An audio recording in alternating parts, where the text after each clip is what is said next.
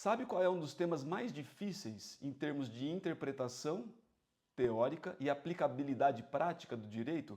É o tema do ônus da prova.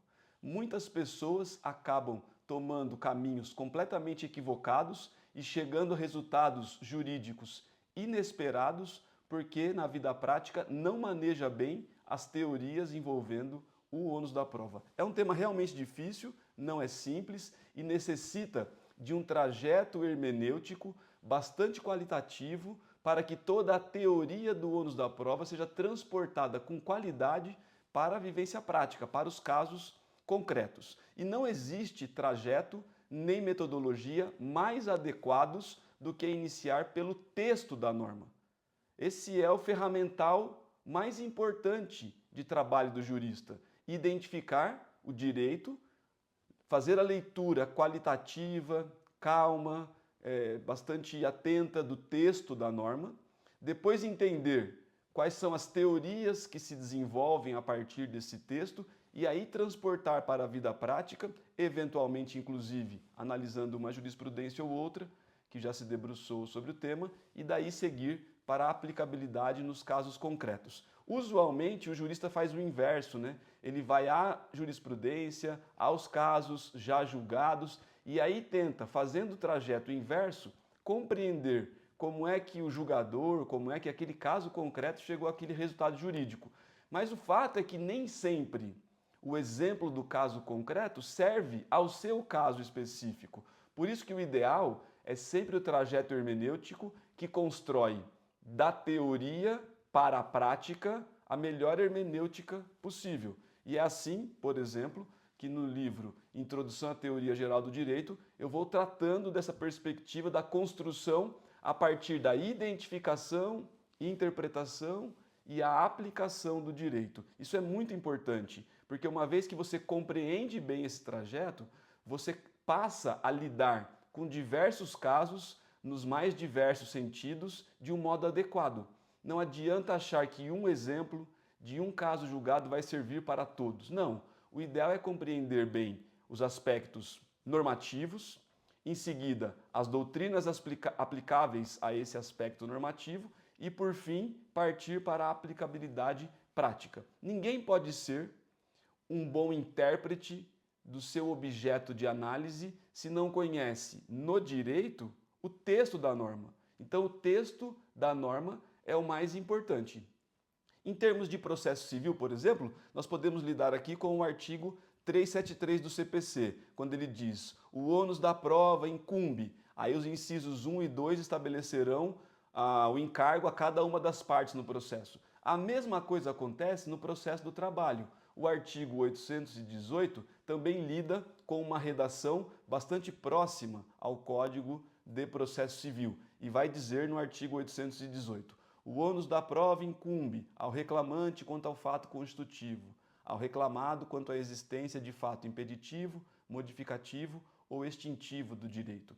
Essa primeira análise já te permite dividir os fatos da causa. Então, se a minha causa lida, por exemplo, com um fato constitutivo do direito, eu já sei que o ônus da prova, inicialmente, é do polo ativo da demanda, do autor, do reclamante. De outro modo, se a causa está delimitada por fatos que são impeditivos, modificativos ou extintivos do direito, então eu já sei que o polo passivo, o réu, o reclamante, é quem tem o ônus de produzir a prova naquele caso concreto. Agora que eu conheço bem a redação do texto da norma, seja o Código de Processo Civil, seja a consolidação das leis do trabalho, eu posso passar a interpretar o texto numa perspectiva de hermenêutica do texto, a gramática, a lógica, a sistemática do direito, são padrões de interpretação da hermenêutica clássica das leis que me permitirão, esses padrões, chegar a conclusões bastante razoáveis em termos de compreensão dessa teoria. Então, por exemplo, se eu quero constituir uma obrigação de fazer, não fazer, pagar, dar em face de outra pessoa, então eu vou narrando fatos que pretendem constituir algo, alguma obrigação em face de alguém, eu estou lidando com fatos constitutivos do direito, óbvio. Então eu estou encaixado no inciso 1º do artigo 818 da CLT ou no artigo 373, inciso 1 do CPC. É assim, geralmente, que um processo inicia. O autor, o reclamante, pretendendo fatos constitutivos em face do réu, do reclamado.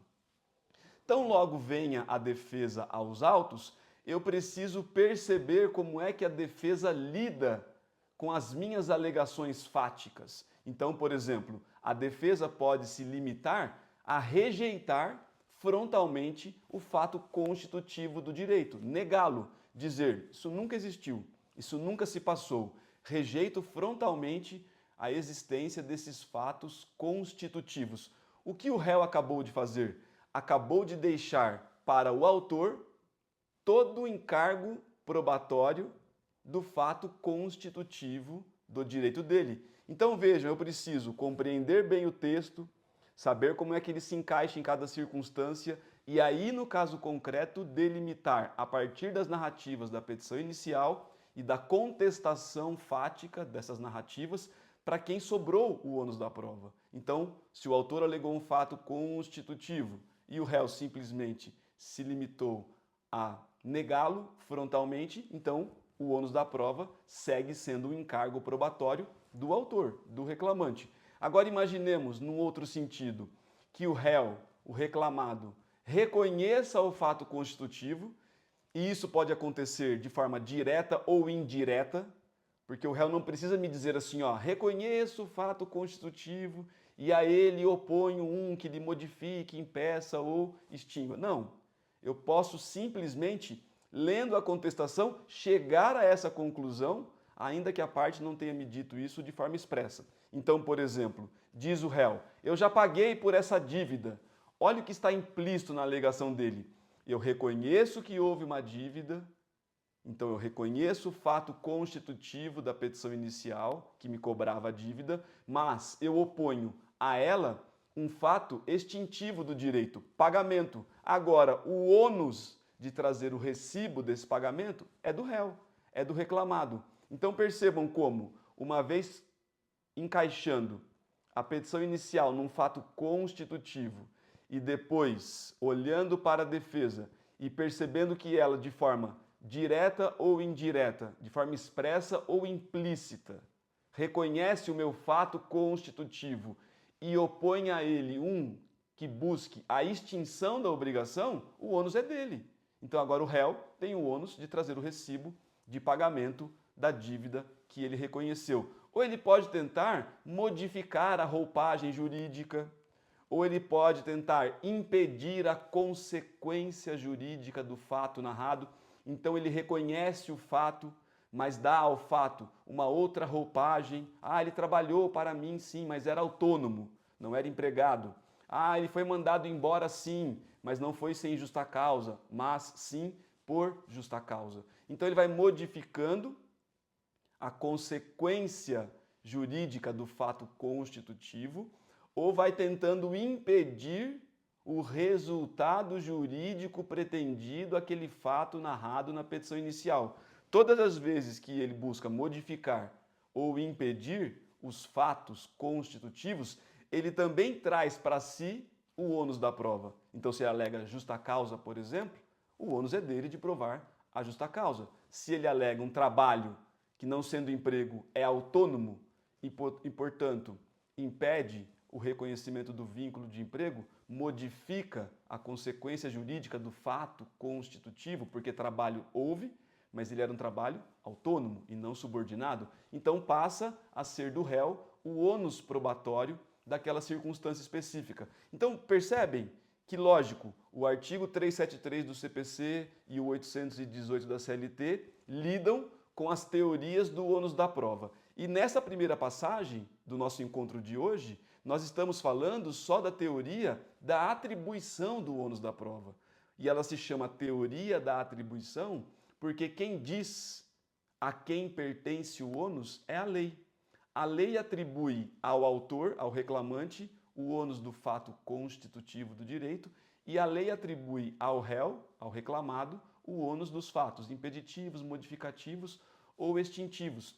É a teoria mais segura, porque ela é a regra, e ela é segura, e ela é a regra, porque o texto da lei estabelece isso de forma inquestionável, está escrito, então, gramaticalmente, sistematicamente, ou mesmo numa condição lógica de conceitos, eu consigo perceber que o texto quer me dizer exatamente de quem é o ônus da prova para cada um dos fatos alegados na causa, e eu tenho a segurança jurídica, a previsibilidade e a isonomia de saber que todos que estiverem nessa mesma circunstância serão tratados inicialmente dessa mesma forma. Então isso traz muita segurança, porque traz previsibilidade. Sempre que nós estivermos, então, diante de um fato constitutivo, o ônus será do autor, e quando estivermos diante de fatos modificativos, impeditivos ou extintivos, o ônus será do réu. Então percebem como entender bem a teoria do ônus da prova